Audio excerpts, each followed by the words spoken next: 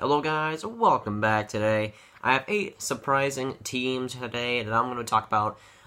4 good teams that have been surprising, 4 teams that have broken out this year so far on the standings, and then 4 teams that have just utterly disappointed and that they've been just sluggish. And that's all the credit I'm going to give them. Now the Jersey Devils, 14-5-4. I don't think anybody really expected them to be leading the division in Thanksgiving at basically December. And they've been doing really good lately. They've been doing really good at the start of the season. They're really good, solid defensively. They're probably their best, best trait. They got Corey Schneider, who just steals games for them. They got solid young players like Brett and then Butcher, and they got lots of solid pieces there. Hall has definitely broken out again for the Devils. He's been doing fantastic for them. They got some key players that are performing that haven't performed like a couple of years ago, and when they were bad. And now that these players are starting to produce, it's definitely showing on the wins. It's definitely showing on the games that they're winning, and the games they're losing, they're close games. They aren't losing by too much. The Devils are just winning games solidly, and they're able to get wins when they need it. And the defensive battles are usually what the Devils do, but hey, they've had a few offensive, like, juggernaut games where they've been fantastic, and the other team has been fantastic as well. On the offensive side, there's been a few games where the Devils don't play Devils hockey. Now, to start the first bad team, we got the Arizona Coyotes, 6-12-3. They haven't played that many games, but they are in a little bit of a streak here where they're better than they were. It's not saying much. They started out the season, I think it was like 0-11-2, I want to say, something like that. It was something ridiculously terrible. They started to get some wins, and now they're starting to get a few wins here and there. They're doing a little bit better. They got some young guys that are really stepping up so far. Keller, Perlini has been fantastic of late. Moranza coming back is huge for them. He's been decent. Ekman Larson has been Ekman Larson, but he's still decent. There's quite a few young guys on that squad who are doing well, and they're doing good in their respective positions. And if they keep doing that, they'll keep winning games somewhat, not terribly like they have been doing, and they'll win more games than they have, which is not saying much. I mean, the Coyotes are in a place where they just can't really do anything. They got some guys that they're aging, they have some massive contracts on them, and they just can't really do much. They just need to rely on the young guys for growing, and a lot of them have stepped up, and it's good to see. Even though there's guys like Keller that was stepping up early in the season, they weren't winning games, but now they are, and that's good to see. At least they're doing better. And on to the second good team. It's a surprise. The New York Islanders, at 14-7-2. They're doing fantastic. They're playing fantastic hockey. The offense has been really good for them. Tavares, Bailey, Barzal has been a revelation for them on that second line. There's lots of things to like for the Islanders right now. They got depth scoring, finally. The defense has been great for them. And the goaltending has been shaky. Grice has been decent. Halak would have a bad game, but then he'd have a great game. The goaltending is shaky at best, but the offense is really quite something. It's really quite special. The defense is really solid as always, and the Islanders are just getting games done, and they're just winning them solidly. Close games, they're winning them, and they're able to close down games when they want to. They got some just elite scorers on that team. And if they're up like 3 goals, that defense is good enough to shut it down. And the goaltending, if Grice is in net, at least that's decent enough. Let's go into the second bad team, the Sabres, at 6-14-4. I expected them to be better, pretty much a lot better than they were usually. But I didn't expect them to make the playoffs. I wasn't stupid there. But I expected them to be somewhat competitive. 6-14-4 isn't good enough at all. Second worst in the league, just by a hair. It's just awful. It is just terrible what has been happening in Buffalo. Is just a losing atmosphere there. There's not enough offense one game, and then there'd be so much offense, but there wouldn't be enough defense. They're probably one of the most inconsistent team in the NHL, up there at least. They just can't get wins going. Whenever they had good offense, they just implode defensively, and whenever they've had good defense, they just implode offensively, and the goaltending hasn't been good at all, really. Leonard hasn't been too impressive so far. That's definitely not helping matters at all. on the offense has been great. The depth scoring just needs to step up, which they haven't so far. And a lot of things are going wrong in Buffalo, and a lot of things aren't going the right way in Buffalo, and they definitely need to change. I don't know if you need to fire the coach. There's just they've done everything, but they just keep losing. I don't know what they can do. I just don't think they can do much. I'd say just put it up for this year. Get him. Maybe they get Dawn. Maybe they get some like Bellino. Who knows? I think the best option would just be to pack up this year and start over for next year. They just can't. I just don't see them getting back at all in the standings. And I don't think that they got room to get in the standings. The Atlantic is sure it is weak, but the East isn't. And to make a playoff spot, that is ridiculous. At this point, they'd have to go on a serious run. The Sabres are done, and I don't think that I don't think that they'll come back. There's just a lot of things aren't working for them, and they need to get something better. I'd say just pack up the season and start over. Now let's get on to the third biggest surprise of the NHL. Probably, if I had to rank, probably be the biggest surprise of the NHL. The Golden Knights are leading the Pacific Division 15-6-1.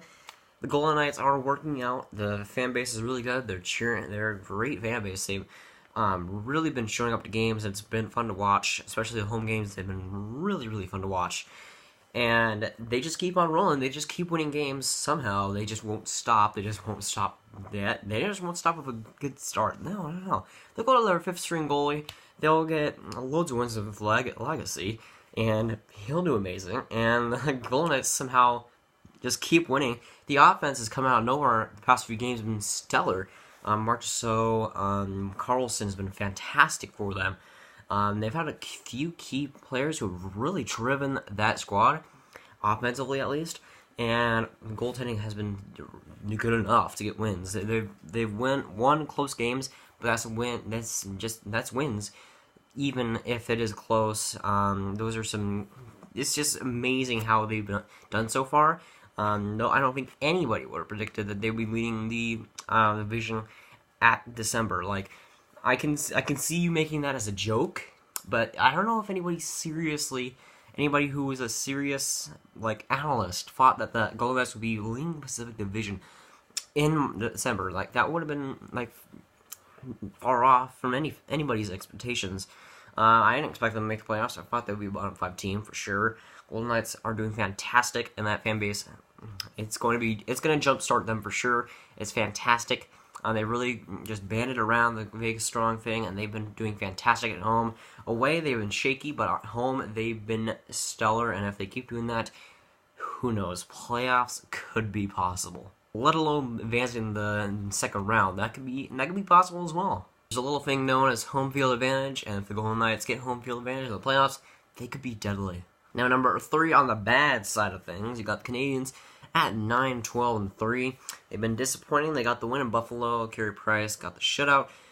Though it's Buffalo, you're beating Buffalo. You're beating the Sabres. It isn't that big of a competition there. Carey Price was great that game, and we'll see if he does come back after, I think it would be a nagging injury that was finally put into action, having him sit out a few weeks. And honestly, I don't know why they keep Niemi instead of Lindgren for the backup spot. That's kind of a stupid decision in my books, because Lindgren has been fantastic. The Canadiens, they've been doing better as of late, a little bit it's just a tiny bit better. But their offense still is a little bit lacking there, and they still aren't getting enough goals. Their defense has been better. I have to admit, it has been better. But the offense just hasn't been there a lot of the time. They just need to get it going. And if they get the going offense, who knows? It's still a bit early. They can make a run if they get the offense going, and only if the offense gets going. I can't see the defense carrying this team. The offense has to get some goals sometimes, right? Now, number 4 on my good list, I have the Colorado Avalanche. Not that they've been doing fantastic, but they were just amazingly terrible last season. And to be 11-9-2 this season is fantastic for them. Nathan McKinnon, the guy on the back of my jersey, has been fantastic for them. He's really broken out this season. Since he's been pretty disappointing the past couple of seasons, he's really broken out this year. He finally has the supporting cast of Landeskog. Barry has been a revelation so far. He's been fantastic. Branson has stepped up. He's been doing well. Samuel Girard. There's lots of key guys that have been doing a lot better than they have been the past couple of years that have really done better.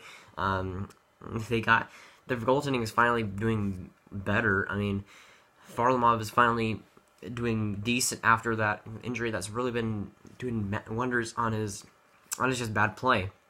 And he's finally been doing good for them, and he's finally winning them games. So the Avalanche, to be 11-9-2 is amazingly successful, especially since the last season. They've really took a step forward, and it's going to be. I'm just happy for them. Even as a Stars fan, I'm super happy for them.